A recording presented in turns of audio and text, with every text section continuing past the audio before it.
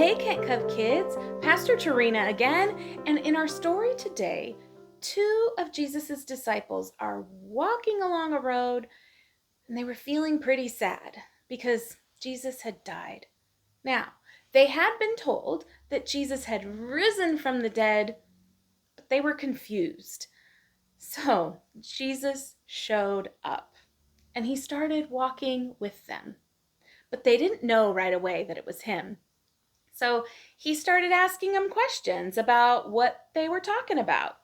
And they explained how upset they were over the death of Jesus.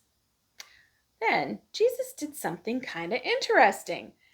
He started to describe to them how the prophets and scripture had predicted what would happen to him.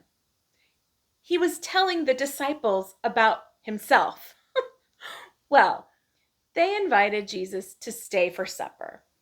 And as he was breaking the bread, they suddenly realized who he was, and their eyes, they were opened, and they were just filled with so much joy. We do not always recognize or understand things that God is doing. I mean, we might encounter difficult things or hard situations and then feel confused about why God would allow something like that to happen. Well, we can trust that God is at work, even though we might still face challenges, because God promises that He is working things out for our good, walking beside us the whole time.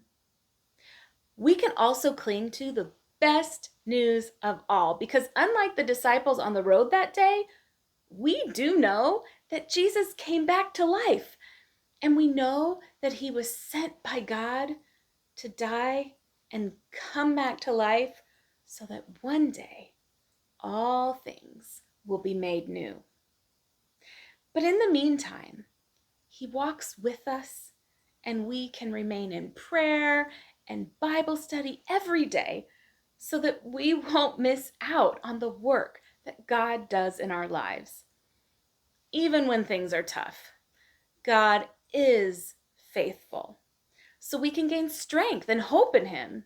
Now, there's one thing that we can do that's pretty cool that reminds us that Jesus is walking with us, and that is to go on a prayer walk.